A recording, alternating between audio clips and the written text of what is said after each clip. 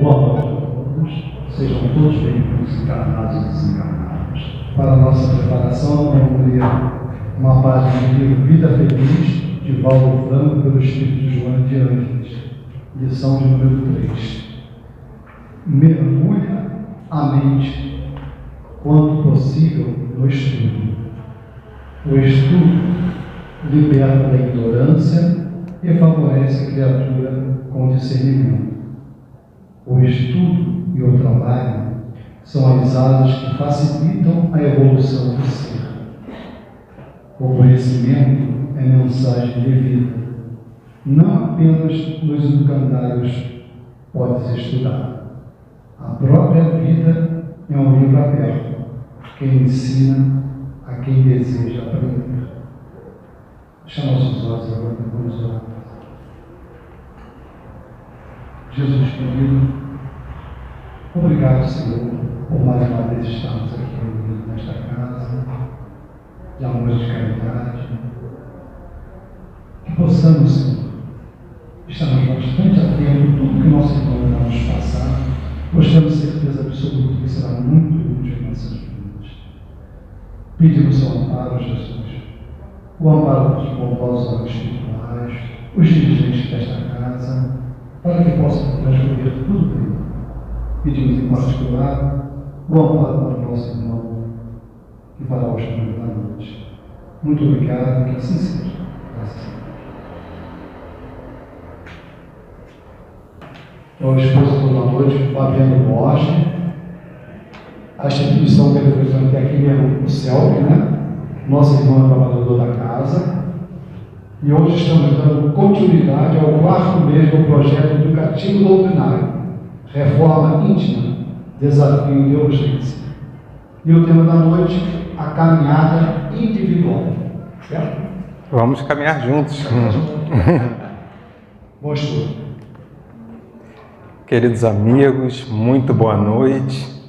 Antes de mais nada, a gente gostaria de agradecer a oportunidade. Apesar de residir aqui ao lado, é a primeira vez que a gente fala aqui na casa e já tem alguns 12 anos mais ou menos que a gente mora aqui bem próximo e estamos desde janeiro frequentando regularmente o CELC, mas a gente vem do Grupo Espírita Amor e Caridade João Batista, casa mãe nossa, que fica lá em Bangu, casa que a gente estava já desde muitos anos e temos um carinho, mantemos o nosso vínculo ao João Batista, mas após a pandemia, após não, que a pandemia não acabou, né? Mas com o advento da pandemia, a gente teve que fazer alguns ajustes e dentre eles, já perguntava eu ao Alexandre em setembro, outubro do ano passado, e o céu que vai voltar, pretende voltar? Ele ano que vem. E aí em janeiro, desde a primeira reunião de janeiro, a gente está aqui. Bom, então vamos caminhar juntos. O Alexandre nos convidou para fazer o estudo, ficamos com o encargo da caminhada individual. E aí a gente ficou pensando assim, né? A gente ficou vendo aquela figura ali, né? Colocamos, não sei se está dando para ver legal daí de trás, mas é uma pessoa, né, com uma caminhada, ela tem um objetivo, né? Ela está numa caminhada acelerada, não é uma caminhada qualquer que ela está fazendo. Ela está numa caminhada acelerada, ela tem um objetivo. Ali no caso parece ser ou uma desportista ou alguém que está cuidando da saúde, caminha regularmente, qualquer coisa do tipo. E a gente fica assim, bom, cada um de nós deve ter um propósito para a caminhada. Qual o propósito que está tendo a minha caminhada? E a gente ficou pensando, né, um pouquinho sobre isso, que se a gente não tomar cuidado, a gente pode entrar numa onda de deixa a vida me levar, vida leva eu. E não ter um propósito mais consistente para seguir essa caminhada. E aí, se a gente não tem um propósito, a gente pode cair na Alice no País das Maravilhas. Já viram? Já leram o livro, ouviram o filme? Normalmente o pessoal já viu o filme, né? E Alice tem lá um encontro com um coelho, e fica naquele negócio, não, para onde que você quer que eu vá? Aí ele, para onde você quer ir? Ela, não sei, me diz para onde ir, mais ou menos isso. E ele responde para ela, se você não sabe para onde quer ir, qualquer caminho serve. E aí, será que para a gente qualquer caminho serve? A gente vai viver como Alice no País das Maravilhas? A gente não vive no País das Maravilhas, isso a gente sabe. Mas como é que a gente vai fazer essa caminhada? Qual objetivos eu posso ter para a minha caminhada? Como está sendo o meu objetivo neste momento para a minha caminhada? É essa reflexão que a gente quer fazer juntos aqui. E de alertar, né? Cuidado! Você pode caminhar a vida toda sem saber para onde ir. Esse é o cuidado. Ou até, talvez a gente saiba, mas não dê a devida importância. Para onde que eu estou indo caminhando desse jeito? Eu sei o que eu preciso fazer. Mas para onde que eu estou indo se eu continuar caminhando assim? Essa é a reflexão que a gente tem que fazer. E o momento atual do mundo, ele é muito específico. Eu tenho a recordação, a gente estava lá no João Batista, e o João Batista tem um salão também, bem grande, e assim ao lado tem uma varanda e com estacionamento. Então tem uma varanda e depois um prolongamento do estacionamento. Tem um amigo nosso, muito querido, o Rodolfo, certa vez, acho que era, se eu não me engano, era janeiro, bem iniciozinho de 2020, um pouco antes de estourar a pandemia. E ele estava me comentando comigo sobre um livro de Divaldo Franco, que tinha sido recém-lançado em dezembro, mês anterior. E ele estava assim, já leu esse livro? Eu, cara, eu não consigo ler igual você não, assim, ó, lançou ontem, já estava na metade do livro ele. Eu falei assim, eu não estou com essa expertise toda não. Aí ele, não, que tem um pessoal falando que talvez Divaldo Franco tivesse meio pessimista e tal, e eles estavam criticando. Eu falei, olha, não tenho como dizer sobre o livro, que eu não li, muito menos sobre o comentário, porque tem sempre gente criticando, tem sempre gente elogiando, é muito complicado isso. Ele, mas o que você acha? Você acha que vai ficar ruim mesmo e tal, não sei o quê? Não que Divaldo Franco tenha feito isso, eu até hoje não li, tá? Desculpe. Mas aquele livro especificamente. Mas eu falei assim, a gente estava na varanda, e da varanda a gente vê a rua que tem à frente, que é a Estrada do Engenho. Eu falei, cara, Rodolfo, olhando lá para a rua, para melhorar, tem que mudar muita coisa. Algo tem que acontecer, senão não melhora não. Assim, de repente, sem nada, do jeito que está, Papai do Céu vai ter que fazer alguma coisa para movimentar aí, para dar uma chacoalhada, senão não muda não. Não deu 2 meses, explodiu a pandemia. Mais ou menos isso. Então, a gente se pergunta, quais as reflexões que eu estou fazendo nesse momento? Como é que eu estou vivendo esse momento na minha caminhada? O que proveito eu tirei da pandemia para mim particularmente? Para cada um de nós? É uma pergunta que cada um deve fazer para si. Que proveito eu estou fazendo desse momento no mundo aqui encarnado que estamos? Que proveito a gente está fazendo? E aí, pensando na caminhada, a gente lembrou lá do... Só um instante que eu me embolei aqui.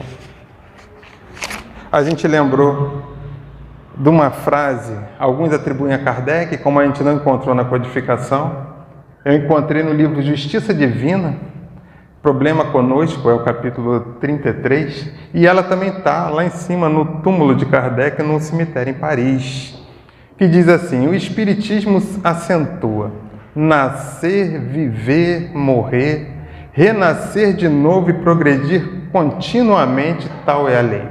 A única diferença para o túmulo, que lá em cima de Kardec, está progredir sempre. Mas como daqui eu sabia onde estava escrito certinho, quem criou, que foi Emmanuel, aí eu preferi colocar a frase do Justiça Divina. Essa é a nossa caminhada, numa forma geral, a gente nascemos em algum momento, em alguma encarnação, fomos progredindo até nascer na forma como espíritos, né? Viver, morrer, renascer de novo, progredir sempre. Essa é a caminhada evolutiva, ao longo das encarnações. Então, o objetivo é progredirmos continuamente. Necessitamos ir nos aperfeiçoando. Será que é isso? Parece que sim. E se nós estamos aqui, a gente pensa mais ou menos dessa forma. Alguns rostinhos a gente não conhece, não sabemos se tem alguém pela primeira vez, mas nós estamos aqui encarnados para isso, para nós nos aperfeiçoarmos. E aí a gente ficou se perguntando, mas qual a meta? Como atingir essa meta? Como chegarmos lá? Como que a gente vai se planejar? Como vamos fazer ao longo desses degraus que a vida ou as vidas vão colocando para a gente, ou de repente nesta encarnação? Como é que a gente vai fazer para chegar nessa meta?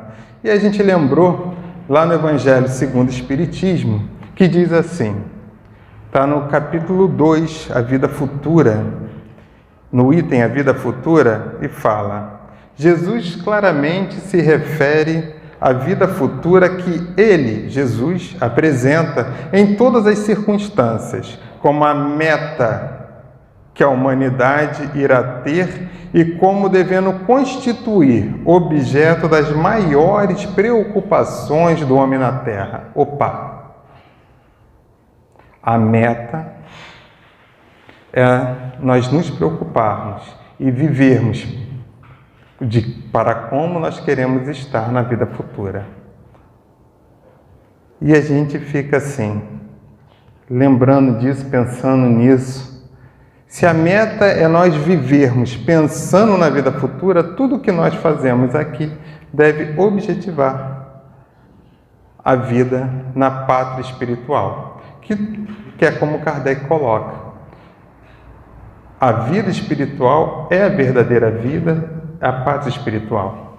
Nós passamos por momentos diversos aqui, com problemas, com diversas situações do dia a dia, com aqueles desafios que todos nós temos, com os desafios impostos pela pandemia, ou por uma doença, ou por uma perda de emprego, ou pela perda de um ente querido. Mas nós não devemos esquecer que tudo que nós fazemos, ou as nossas reações, devem visar essa vida futura. Melhor dizendo, melhor seria que nós não reagíssemos, mas agíssemos sempre raciocinando, sempre pensando na vida futura. É isso que está lá nesse capítulo, no capítulo 2. Lembramos também da pergunta 132 do Livro dos Espíritos, que vai falar qual o objetivo da encarnação dos espíritos. E aí, a resposta que é dada a Kardec, para aqueles que talvez estejam chegando há menos tempo, o Livro dos Espíritos é um livro de perguntas e respostas. Kardec pergunta, nós vamos comentar um pouquinho mais à frente, um pouco mais aprofundado sobre uma das perguntas, e aí as respostas vêm da espiritualidade. E a resposta que veio a qual o objetivo da encarnação dos espíritos é: Deus lhes impõe a encarnação, com o fim de fazê-los chegar à perfeição. Então essa é a meta, chegar à perfeição. Para uns expiação, para outros missão. A pergunta se delonga, a gente queria pegar só esse ponto. O fim é nos fazer chegar à perfeição. Todas as coisas que nós passamos, as tribulações ao longo das encarnações, visam que a gente se melhore, que a gente se aperfeiçoe. É isso que a espiritualidade está nos respondendo. E aí a gente se pergunta: como será a minha caminhada? Ou melhor, o que atrapalha a minha caminhada? O que está atrapalhando a minha caminhada? Se quiserem, pode falar. A gente está rápido, mas pode falar. O que atrapalha a minha caminhada? A gente pensou. O que atrapalha, hein, Cláudia, a caminhada? Tanta coisa? Vou enumerar aqui as coisas que atrapalham. Tem uma coisa que atrapalha. Sabe o que atrapalha? Não existe, não vai dar para ler aí de trás, né? Não existe coisa mais incômoda que uma pedra no sapato.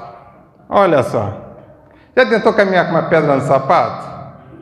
Não dá, né? É ruim. Às vezes a gente tenta, né? Fica assim de lado, hein, Celcemir? Ó, a gente vai assim, né? Então, não, ela vai chegar pro ladinho da bolha. Não fica legal, né? Não fica legal. Quais são as pedras no nosso sapato? Agora ficou mais fácil. Quais são as pedras no nosso sapato que atrapalham a nossa caminhada? A gente ficou pensando. E aí até o Celcemir no domingo, né, nos falou alguma coisinha também, fez um estudo para a gente no grupo de pais, né, tem a evangelização infanto-juvenil, e aí a gente fica no grupo de pais, ele falou da cólera. Olha só, a cólera pode ser uma pedra grande. E aí, é por isso que eu estava perguntando, seu Alcemir, a cólera aqui no Evangelho segundo o Espiritismo, Kardec coloca, né, um espírito protetor que assina a mensagem, fala assim, ó, que é um acesso de demência passageira. Olha só, a cólera é um acesso de demência passageira. Que coisa, quantos dementes a gente vê por aí? Pior ainda, e quando nós somos esse demente? Alguém já se colocou nessa situação? Eu já me coloquei. Às vezes a gente se pega, meu Deus. Quando eu li isso aqui domingo, só você me fica assim, nossa Senhora, ó, é um tapa, né? Essa pode ser a pedra no sapato de alguém. Quando olha para dentro de si, quando percebe em si o que atrapalha a sua própria caminhada. Para outros, ou pode se acumular, são os vícios das suas diversas formas. Temos vícios de tudo. Os ciúmes nossos, o orgulho, o egoísmo. Uma coisa é certa, a pedra no sapato está sempre dentro da gente, nunca está fora. Às vezes a gente vai procurar no marido, na esposa, no vizinho, mas se a gente olhar para dentro de nós vamos ver que a pedra que a gente procura, a pedra daquele sapato está dentro da gente. O difícil é a gente se encontrar, ou encontrar essa pedra dentro de nós. O problema maior ainda é quando a gente pega e coloca aquela pedra. Às vezes a gente pega assim, a gente gosta tanto dela, não, vou fazer o seguinte, eu vou guardar ela aqui no sapato. Vou guardar ela aqui no sapato, que aí ela vai ficar aqui, ó, feliz comigo. À noite, nosso culto no lar, nosso evangelho no lar é domingo à tardinha, aí a gente foi abrimos tormentos voluntários. E nos tormentos voluntários, fala que a nossa felicidade, se nós procurássemos nas coisas imperecíveis, a gente poderia ser mais feliz. Então, quando a gente procura, poderia gozar de relativa felicidade se não a procurasse nas coisas perecíveis e nos gozos materiais, em vez de a procurar nos gozos da alma. Os gozos da alma é que a gente deve procurar a felicidade. Porque lá nós vamos encontrar a paz do coração, única felicidade real neste mundo. Ele se mostra ávido de tudo, mas o homem, né, se mostra ávido de tudo o que o agita e o complica. O complica é nosso, porque a gente colocou a pedrinha no sapato. Então, são os cuidados para a nossa caminhada. E às vezes a gente coloca, como eu falei, às vezes a gente tem mais de um vício, ou mais de um problema. Essa pequena pedrinha ali se torna uma pedra gigante. Aí quando essa pedrinha se torna uma pedra gigante, como é que tu tira aquilo do sapato? Não dá para tirar aquela pedra do sapato, a caminhada complica. Por isso que os nossos tormentos voluntários, a maioria dos nossos problemas, se nós conseguíssemos olhar com isenção, nós veríamos que a maioria deles somos nós que criamos nesta própria encarnação. Às vezes a gente fica culpando o obsessor, a gente culpa, não, isso é um problema da outra vida. Mas se a pessoa já tem um vício de décadas, adquire uma doença da outra vida? Não é. É claro que todos nós temos vícios, eu também os tenho, e a gente não quer ser hipócrita.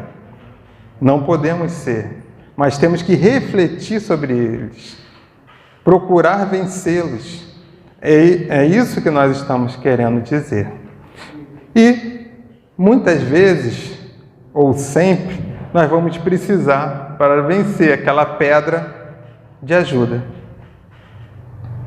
Olha só, propositalmente, tem um abismo aqui, hein? Se não segurar a mão direita, ou se não souber de quem está segurando a mão, pode ser um obsessor, né? Mas se segurar a mão direita, você pode cair. A tendência nossa é que a gente segure a mão quando a gente está no caminho certo, quando a gente se mantém em oração, quando a gente procura verdadeiramente, antes de acabarmos uma oração, do coração, sincera, a ajuda já se fará presente. Antes de acabar. Porque o nosso sentimento tem força, o nosso pensamento tem poder. E no momento que a gente se coloca em posição de prece, e eu costumo dizer que orar é uma questão de inteligência, porque se Deus é nosso Pai, e se nós admitimos isso, então se a gente não tenta conversar com o Pai, se aconselhar com Ele, a gente não é tão inteligente. Então, sejamos inteligentes e oremos. Às vezes a gente esquece. E a oração tem um poder magnífico. Em vários livros a gente vê isso, livros da doutrina, no próprio Evangelho de Jesus, nós vamos encontrar o poder da oração, o poder da nossa fé, o poder que nós passamos a ter quando colocamos em prática, quando exercitamos, quando criamos o hábito de orar. E eu falo por experiência própria, a gente esquece de orar às vezes. Uma vez a gente foi fazer um curso no Centro Espírita Leon Denis, acho que era de Alto Puro o nome. Nós fomos levar uma pessoa e acabamos fazendo aquele curso. E eu achei interessante uma coisa que eles ensinavam lá. Eles ensinavam você a marcar um horário para orar. Não que você, para orar, precise marcar um horário. Vamos explicar bem. Mas por que eles ensinavam isso, o curso de autocura? Porque as pessoas não costumam ter o hábito de orar. E eles incentivavam a ter o compromisso de orar. E para ter o compromisso, eles falavam assim, marca um horário. Bota lá, nem que seja no celular para despertar, por exemplo. Ou então antes de dormir, ou para que a gente criasse aquele compromisso. E foi uma experiência interessante. Porque a gente normalmente não tem esse compromisso. Somos relapsos nele. E, com isso, perdemos a oportunidade de nos mantermos em sintonia, ou numa boa sintonia. Também podemos entender aqui, naquela figura, às vezes, a necessidade de um atendimento fraterno, a necessidade de bater um papo, de conversar com alguém. Muitas vezes, nós, trabalhadores de casa espírita, o orgulho não deixa. A gente trabalhando em encontros como ERD, que é no carnaval, que tem como se fosse, é uma confraternização, né, das mocidades espíritas do estado do Rio de Janeiro, e a gente percebia que os trabalhadores tinham vergonha de pedir para tomar um passe. Os jovens é fácil, mas os trabalhadores não, o orgulho às vezes não deixava. Então, muitas vezes nós precisamos. Às vezes a gente tem que admitir, eu preciso de ajuda, eu preciso bater um papo e chamar alguém que a gente tem mais contato, qualquer um. Qualquer um. A casa aqui não tem mais presidência, né? Não tem mais presidente, mas os diretores podem necessitar em um momento de um atendimento fraterno, por exemplo. Desde aquele que esteja chegando pela primeira vez. porque todos nós estamos na mesma caminhada, estamos com os mesmos objetivos, mais ou menos com as mesmas dificuldades. Um tem uma dificuldade a mais nisso aqui, o outro naquilo ali, mas está tudo mais ou menos na mesma média. Todos nós estamos. Então, vamos caminhar? Vamos caminhar? Eu fui pedir auxílio, já que o Alexandre disse que gosta de música, eu fui pedir auxílio para poder de uma música.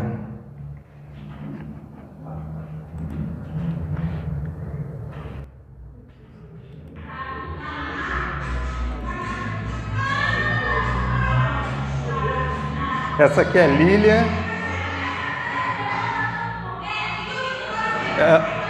Isso aqui foi em 2020, iniciando a evangelização do João Batista, e a Alessandra pediu um showzinho delas. E ela tem uma música muito interessante que a gente vai dar uma olhadinha na letra.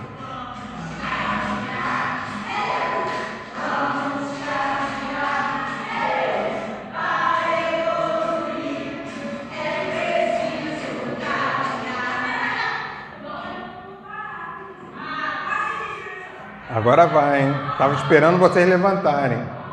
Ó, ela já levantou para caminhar, ó.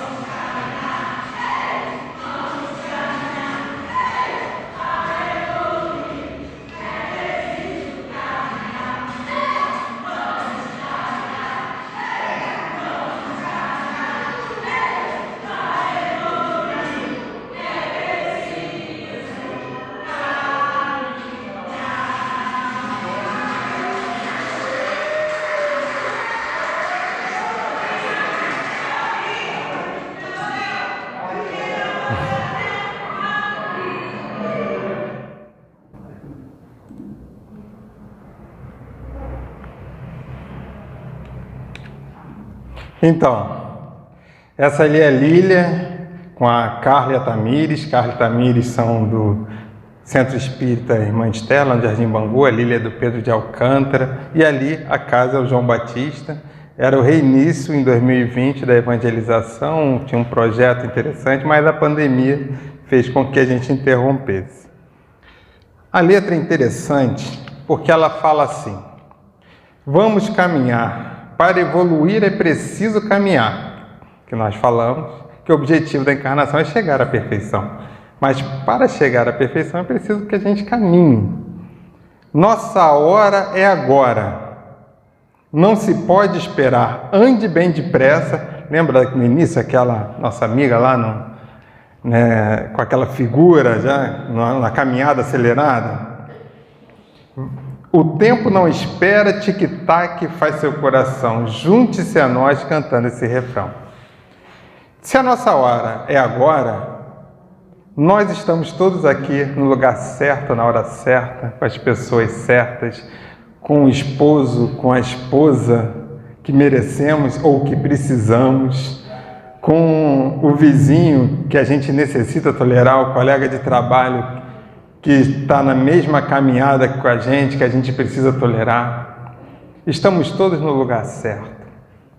Bezerra de Menezes tem uma mensagem que não dava para a gente colocar aqui, mas fala do momento da gloriosa transição. E ele fala que a gente pediu para estar aqui neste momento. Com as tribulações que nós temos, nós pedimos. Alguns livros nos contam isso, que a gente pediu para estar aqui. A gente está muito feliz de estar aqui. É claro que a gente vai passando pelas situações da vida, que a gente tem que rebalancear, rever a trajetória. Opa, peraí, lembra aquela figura que estava lá atrás? Para onde que eu vou? Não, realmente eu estava indo no caminho errado. Agora, Senhor, auxilia-nos a encontrar o caminho correto. E aí a gente volta para o caminho correto. Vou me conhecer e me dominar, seguindo com Jesus para transformar. Opa, tem um segredinho aí.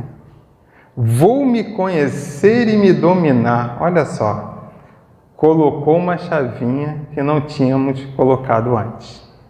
Se conhecer, se dominar, seguindo com Jesus para se transformar. Não se consegue se transformar sem Jesus. E a gente lembrou, né, no Evangelho segundo o Espiritismo, está lá. Reconhece o verdadeiro espírita pela sua transformação moral e pelos esforços que faz em domar ou dominar as suas más inclinações. Então, para que a gente se transforme, é necessário que a gente consiga se dominar. Jovem e velhinho podem vir também. Não tem idade, não. Se a gente está chegando hoje pela primeira vez na casa espírita, por exemplo, e eu já tenho uma idade avançada, por exemplo, se esse for o meu caso, está no momento certo. Então vamos a partir de agora. O tempo é agora. O tempo não tem como a gente voltar, mas a gente pode fazer uma nova caminhada a partir daquele momento. Bom, e aí a gente chegou no ponto que a gente queria.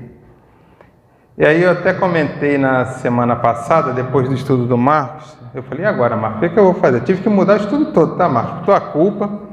Eu tinha pensado um monte de coisa, durante a semana eu mudei tudo. Mas a pergunta 919 eu tive que deixar. E a pergunta 919 ela é tão importante que o Alexandre também comentou tem umas 3 semanas. Tem umas 3 semanas. Então a gente vai ousar comentá-la novamente, procurando dar um enfoque diferente para ela. Já que a gente reparou que semana passada, se deixasse, o Marcos falava 3 horas. 3 horas, porque assim, era muito conteúdo, então ele não tinha como dar a ênfase que eu vou dar, por exemplo, hoje, né? Então, assim, e dava mesmo, e o estudo, assim, o tema, se a gente for pegar ponto por ponto, ele se estende. Porque o tema central é reforma íntima. Fica quase impossível, para o Fabiano pelo menos, falar de reforma íntima e não chegar na pergunta 919. Tá bom? Então, a gente ficou pensando, mas como a gente falou que vai dar uma ênfase diferente, e a gente queria até, antes de mais nada, agradecer ao Cosme Mas. Quem não conhece Cosme Mas, o Cosme Mas é do Paraná. No meu ponto de vista, assim, no que eu consegui observar até hoje, é o maior estudioso de Kardec. Assim, despontado. Despontado. E a gente conhece muita gente boa. Mas Kardec, especificamente, estudioso de Kardec, Cosme Mas. Tem um vídeo no YouTube dele, um seminário, só sobre essa pergunta, deve ter umas 4 horas. Pode procurar, a gente não vai aprofundar nem metade da metade. Mas para a gente falar da pergunta 919, eu queria chamar a atenção. Essa pergunta é do Livro dos Espíritos. Como a gente falou, é um livro de perguntas e respostas. Esse livro, a gente vai comentar a pergunta. Mas esse livro, ele é dividido em 4 partes. Eu quero antes falar da importância dessa pergunta, para vocês prestarem atenção na importância dela. Essa pergunta, o livro tem 4 partes. Primeira parte, causas primárias, que é Deus. Segunda parte, do mundo espírita ou mundo dos espíritos. Terceira parte, das leis morais, e a 4ª parte, esperanças e consolações. Na terceira parte, tem também a introdução, que é uma introdução diferente, não é uma introdução ao livro, é uma introdução ao estudo da doutrina, prolegômenos. Não pule a introdução, tá? Na terceira parte das leis morais, tem 12 capítulos. Dos 12 capítulos, o primeiro é da lei divina ou natural, que é a lei geral, vamos dizer assim. Depois você tem 10 capítulos com várias leis morais. Lei de sociedade, lei de igualdade, lei de conservação, reprodução, por aí vai. O último capítulo é o capítulo 12, da perfeição moral. Ele vai concluir as leis morais no Livro dos Espíritos, que, diga-se de passagem, o Livro dos Espíritos é a base da base. Normalmente se fala que a doutrina espírita tem 5 livros básicos. E a gente pode falar com tranquilidade que o Livro dos Espíritos é a base da base. Nesse capítulo 12, que finaliza e conclui as leis morais, que, só para chamar a atenção, o Evangelho segundo o Espiritismo é todo um desdobramento dessa terceira parte, você vai encontrar as virtudes, os vícios, que nós comentamos aqui hoje, vai encontrar as paixões, aquela pedrinha do sapato, lembra que a gente estava conversando? A gente vai encontrar falando sobre ela, o egoísmo, caracteres do homem de bem, que depois é repetido lá é aprofundado um pouquinho mais no Evangelho segundo o Espiritismo, e o conhecimento de si mesmo. O conhecimento de si mesmo. Essa pergunta é a pergunta do conhecimento de si mesmo. Tem ela e tem uma subpergunta logo em seguida. Vamos conversar agora sobre a pergunta? Vocês viram que ela conclui toda a terceira parte das leis morais? Essa pergunta, ela vai dar o fechamento. Se a gente tivesse que tirar, são 1019 perguntas, tivesse que tirar, não, deixa só uma, é essa a pergunta. Essa não é mais uma pergunta, ela é a pergunta. Quem diz isso, inclusive, é o próprio que responde, que é Santo Agostinho. Para vocês terem ideia, na última frase da resposta, ele fala assim: com este objetivo é que ditamos o Livro dos Espíritos. Ou seja, se tiver que escolher uma pergunta, é essa. A gente falou tudo isso só para chamar a atenção, para aguçar a curiosidade. Vamos ver a pergunta. Kardec faz assim, olha o que Kardec faz. Depois de tudo aquilo, todas as leis morais e tal, Kardec, então tá, vamos concluir? É como se ele virasse para a espiritualidade e falasse assim, vamos concluir? Qual o meio prático mais eficaz que tem o homem de se melhorar nesta vida e de resistir à atração do mal? Vocês compreenderam a pergunta? Dá para falar meia hora só sobre essa pergunta. Porque é assim, é como, já sei as leis morais todinhas, já passou por todas elas, está tudo tranquilo, mas agora eu quero um meio prático. Quero que seja prático. Não adianta vir com muita teoria, eu quero um meio prático. Imagine Kardec falando isso para a espiritualidade. Mas olha só, não quero só que seja prático, eu quero que seja eficaz, melhor, eu quero que seja o mais eficaz. Para ser eficaz tem que ser testado, concorda?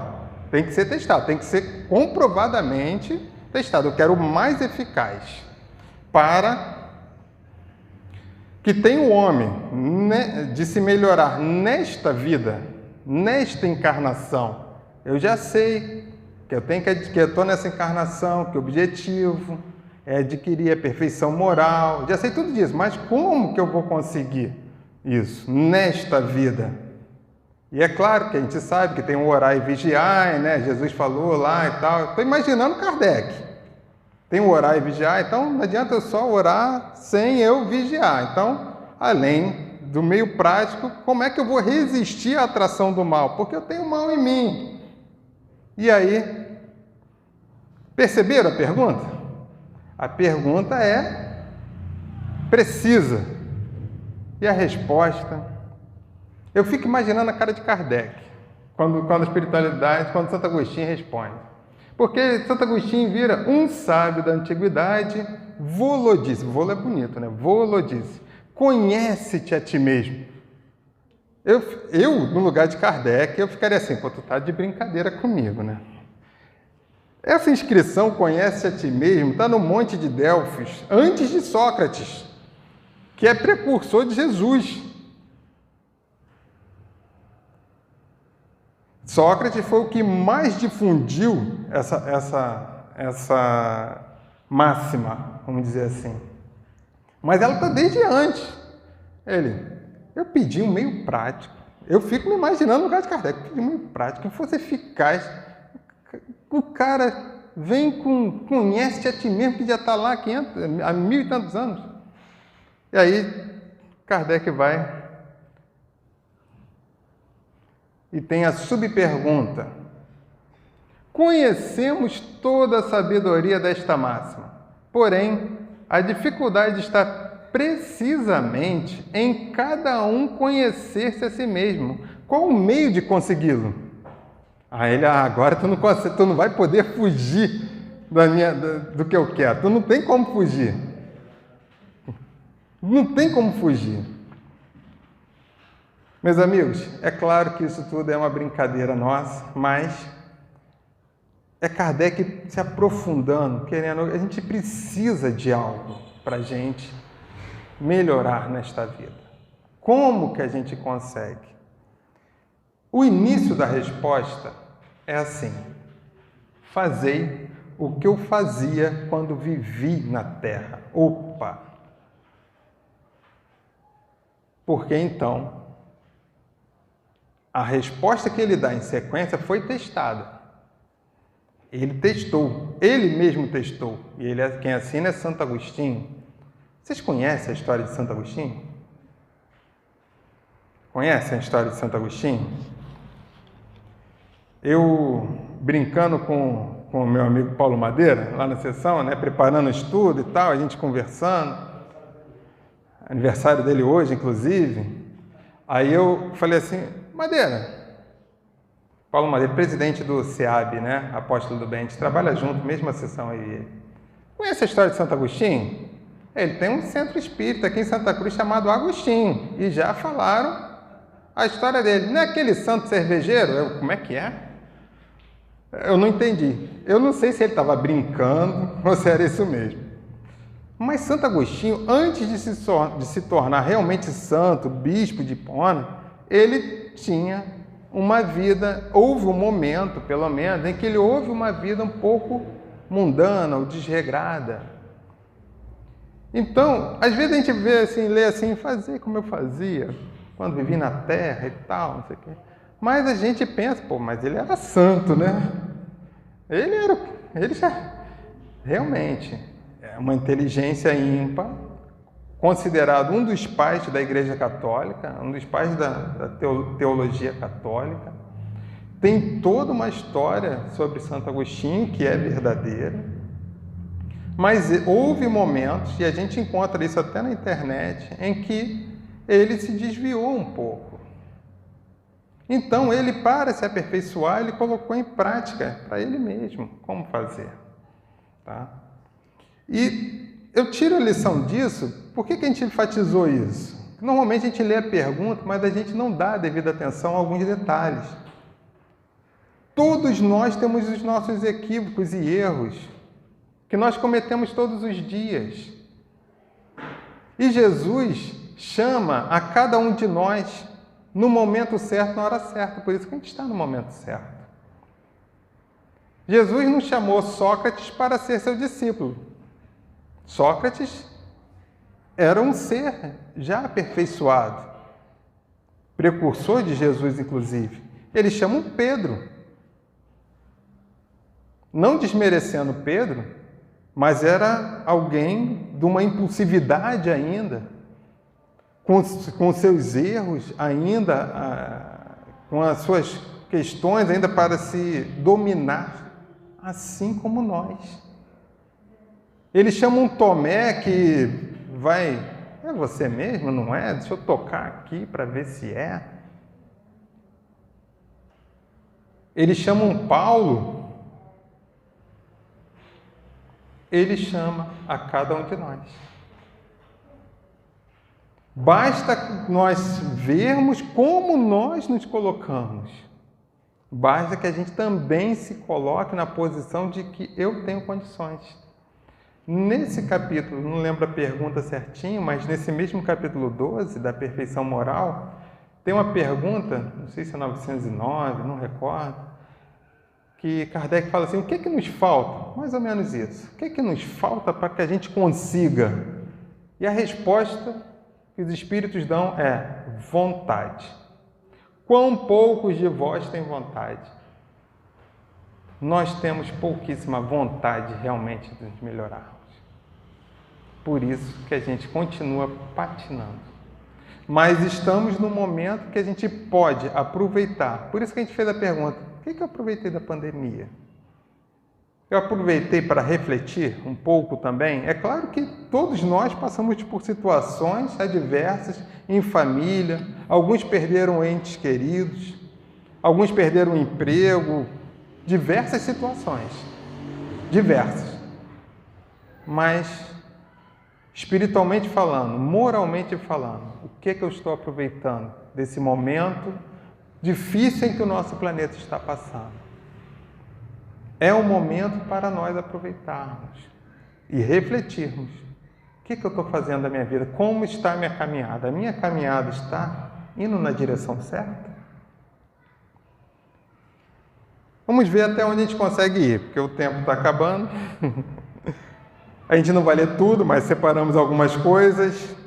Então, fazei o que eu fazia quando vivi na Terra. Ao fim do dia, olha só, ao fim do dia interrogava a minha consciência, passava a revista ao que fizera e perguntava a mim mesmo, se não faltar algum dever, se ninguém tivera motivo para de mim se queixar.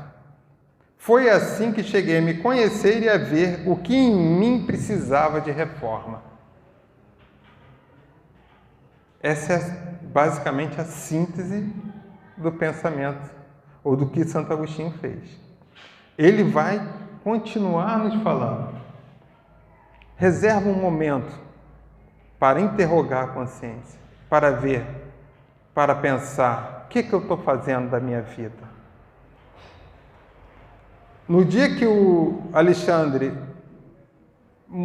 passou essa pergunta, né, e ele leu um pouco da resposta, ele falou, leiam quando chegar em casa. Quantos de nós lemos?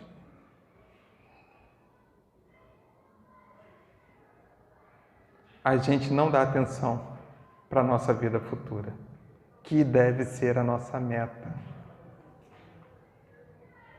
A gente não costuma dar atenção. Essa pergunta, 919 e 919A, ela vem para nos chamar a atenção. Nós precisaríamos ler, reler, meditar em cima da pergunta muitas vezes, para que nós consigamos nos auxiliar. Dirige, pois, a vós mesmo perguntas, interrogai-vos sobre o que tendes feito e com que objetivo procedestes em tal ou tal circunstância, sobre se fizeste alguma coisa que feita por outro censuraríeis, sobre se obraste alguma ação que não ousarias confessar. Ele está mostrando o meio prático mais eficaz. O meio prático, o mais eficaz para a gente se dominar. para a gente resistir à atração do mal, para a gente se perceber, para a gente se conhecer. E ele fala ainda que as respostas vos darão ou o descanso para a vossa consciência ou a indicação de um mal que precisa ser curado. Olha essa frase. O conhecimento de si mesmo é, portanto, a chave da caminhada individual. A gente mudou, né? Que é progresso individual. Mas como o estudo é a caminhada, o conhecimento de si mesmo é, portanto, a chave da caminhada individual para todos nós. Em outros momentos, na pergunta, que não vai dar tempo de lê-la toda, a gente já tinha avisado, ele fala assim: se a gente trabalha, mais ou menos nisso, se a gente trabalha para adquirir uma aposentadoria, INSS, que vai dar uma migalhinha no final da vida, por pouco tempo, por que não, e a gente trabalha horas e horas, anos e anos, por que não perder alguns minutos durante o dia para ter uma posição melhor na vida futura? É algo inteligente, no mínimo, né? Então, meus irmãos, a reflexão que nós tínhamos a propor era essa, que a gente esperamos ter instigado, que nós leiamos essa pergunta, todo o livro, mas especialmente essa pergunta com uma atenção diferente. Como nós falamos, às vezes a gente lê e passa muitas coisas despercebidas. Com atenção que nós busquemos, porque se nós estamos aqui, é porque nós necessitamos estar convivendo com aqueles que necessitam da nossa presença, que nós também necessitamos conviver para nós nos melhorarmos. Que a gente possa, sim, permanecer em Jesus, hoje e sempre. Graças a Deus.